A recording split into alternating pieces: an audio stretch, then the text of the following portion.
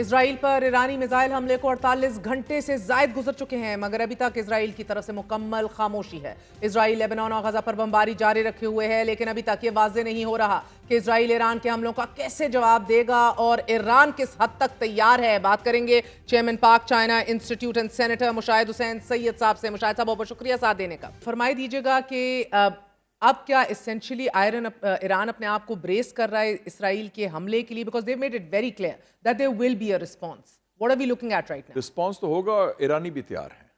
ایرانیوں نے کہا، میں آج گیا بھی تھا ایمبیسی بھی اور میں نے کنڈولنس بک سائن کیا کیونکہ سید یہ جو تھے اپنا حزب اللہ کے لیڈر، یہ بڑے زبردست مجاہد بھی تھے، حسن نصر اللہ، اور ان کا بڑا افسوس بھی سب کو دکھ ہوا ہے۔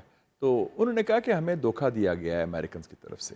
جب اسماعیل ہانیہ پر حملہ ہوا، ان کی شہادت ہوئی، تو کہتے ہیں ہمارا ارادہ تھا فوری حملہ کرنے کا اگلے دن، لیکن ہمیں روک دیا گیا، قطر نے بھی، عراق نے بھی اور امریکہ نے بھی۔ انہوں نے کہا کہ آپ نہ کریں، ہم جنگ بندی کر رہے ہیں غزہ میں حماس کے ساتھ، تو وہ مذاکرات خراب ہو جائیں گے اور اس کی ذمہ داری آپ پر آئے گی کہ اور لوگ جانے ضائع ہیں۔ تو کہتے ہیں جنگ بندی نہیں تھی، وہ اصل میں they were gaining time۔ اور جب دیکھا یہ تو بے لگام ایک گھوڑا ہے کہ جو اب آپ دیکھ رہے ہیں کہ چڑھ دوڑا ہے، آپ زمینی کارروائی بھی سٹارٹ کر دی ہے لیبنان کے اندر، لیکن انہوں نے یہ بھی کہا کہ زمینی کارروائی کا کیا رزلٹ ہوا ہے؟ 9 اسرائیلی مارے گئے ہیں، 35 زخمی ہوئے ہیں۔ وہ پہلے پسپا حزب اللہ نے اور لیبنیز آرمی نے مل کے کیا ہے۔ اور انہوں نے بتایا ایرانین نے کہ انہوں نے جو ٹارگیٹڈ حملے کیے Mossad headquarters in the heart of Tel Aviv, in the heart of Tel اویو شہر کے اندر۔ پھر 2 جو بیسز اٹیک کیے جو ان کے نیگیو ڈیزرٹ میں ہے، اس میں F-35 پلینز ہیں جو موسٹ سوفسٹیکیٹڈ فائٹرز ہیں جن کو استعمال کیا جا رہا تھا وہ اٹیک، اور ان کی کیا قیمت ہے ایچ پلین $109 ملین۔ وہ تو ان کا اسرائیل کو تو تیا پانچا کہ ایک ملک جس میں ہمت ہے، صلاحیت ہے کہ وہ جوابی کارروائی کر سکتا ہے، لیکن اب جواب کے لیے تیار ہے۔ اب کیا کنسٹرینٹ ہے اسرائیل پر؟ Actually be very clear, it's an Israel American joint operation. یہ سارے ملے ہیں، ان کو 2 خدشات ہیں جو میرا تجزیہ ہے، مشاہدہ کہہ لیں۔ ایک یہ ہے کہ اگر جنگ طوالت اختیار کرتی ہے، اسرائیل کے پاس ٹائم اینڈ سپیس نہیں ہے، اور ایرانی تو دوسرے لوگ تو کئی سالوں لڑ سکتے ہیں وہ آخری وقت تک۔ ان کو خطرہ ہے کہ ٹرمپ الیکشن جیت جائے گا، because you're running up to 1 month of یہ the ایک مہینہ بڑا کروشل ہے۔ اور ٹرمپ کیا کہا، دیکھو جی میرے زمانے میں تو کوئی جنگ نہیں ہوئی، بندے مروا دیے، امریکنز مارے گئے، امریکن جوز بھی تو ہے نا اسرائیلی آرمی میں۔ سیکنڈلی اگر آئل پر بھی آپ اٹیک کرتے ہیں، آئل کی پرائس $100 سے کم گئی ہے، it goes back up again. it goes up، تو وہ تو ساری economy will be in tailspin. اور اگر انہوں نے ایک راکٹ مار دیا کسی بھی اور آئل فیلڈ میں گلف میں، then it will be up in flames۔ سو اس اسرائیل کو بھی سوچ سمجھ کے رسپانس کرنا پڑے گا۔ لیکن ایک ویو ہے، میں نے اس کو کہا کہ ذرا ہاتھ والا رکھو، میں ایرانی کو کہا کہ آپ صدام حسین والے ٹریپ میں نہ آ جائیں، کیونکہ وہ ان کو بھی ٹریپ کیا تھا نا کہ جی آپ کر لیں جو مرضی کرنا ہے، 1990 کی بات کر رہا ہوں، اور انہوں نے کیا اور اس کے بعد انہوں نے تیا پانچا کر دیا۔ میں کہ آپ اس وقت حکومت کے لحاظ سے تنہا ہیں، ایرانی عوام ساتھ ہوں گے لیکن مسلم دنیا تو بڑے ہاتھ مل رہی ہے نا، وہ تو ڈری ہوئی ہے، وہ تو خاموشی بھی ہے، خدشات بھی ہیں اور ڈر بھی، خوف بھی ہے۔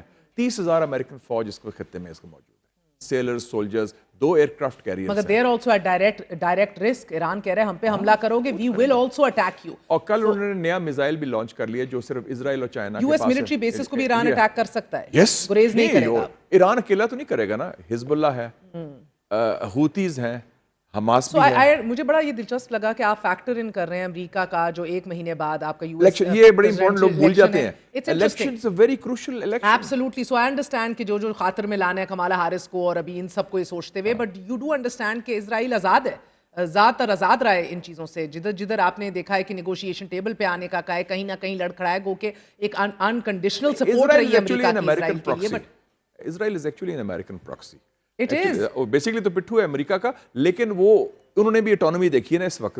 امریکہ میں کوئی گورنمنٹ نہیں ہے اس وقت، اور vice versa right now sir, but وہ تو اسرائیل لابی بڑی اسٹرانگ ہے نا، وہ کنٹرول کرتی ہے، لیکن امریکہ میں اس کو بائیڈن کی گورنمنٹ تو نہیں ہے نا، بائیڈن بیچارہ تو فارغ کر دیا نا، he was ousted in a soft کو۔ वो पाकिस्तानी स्टाइल उसको निकाल दिया। कहीं ना कहीं they are hanging in the middle right now. तो दुनिया में कोई मुल्क टेक ऑन नहीं कर रहा इजराइल को, the fact that Iran stands up and नहीं, उन्होंने हिम्मत शो की, उनका टेक पड़ गए। सो ये एक बहुत बड़ा एक कंसर्न है इजराइल। ये एक्स क्वेश्चन है, क्वेश्चन मार्क है। यू सी बिकॉज़ अभी तक सेनेटर साहब हमारी सितम ज़रीफ़ी ये रही है कि पूरी मुनाफकत इतनी है पूरी दुनिया के अंदर, हर कोई एक ही सांस में कहते हैं डी एस्केलेट कीजिए, but right of self defence है इजराइल का। इजराइल चढ़ दौड़े, आपको ऑक्यूपाई कर दे, आपको मार दे। I'm shocked when people say कि all parties should show restraint. Yes. All parties, एक पार्टी जारे है, एक अग्रेसर है, एक किलर है, और दूसरी पार्टी मजलूम है। मगर एग्रेसर को राइट ऑफ सेल्फ डिफेंस है, और जिसपे एग्रेशन कर रहा है उसको राइट ऑफ सेल्फ डिफेंस नहीं है, वो जवाब वो तो इंतहा है मुनाफिकत की। और हमारे यहाँ खौफ है, मगरब में मुनाफिकत है, मुसलमान हुकूमतों में खौफ है। अगर जो आगाही और बेदारी पूरी दुनिया के एक एक इंसान के अंदर आई है about the cause, about the Palestinian struggle, about the occupation, absolutely. लेकिन ये भी मैं देखा हूं कि इसमें पब्लिक ओपिनियन मगरिब का चेंज हो गया है। मैं अमेरिकन पब्लिक ओपिनियन को भी दाद देता हूं, उनके यहूदियों के पब्लिक ओपिनियन। हुकूमत थर्ड रेट है, हुकूमत बोगस है, हुकूमत मुनाफिक है और डबल स्टैंडर्ड्स है, उस पर कोई एतबार नहीं। बहुत बहुत शुक्रिया।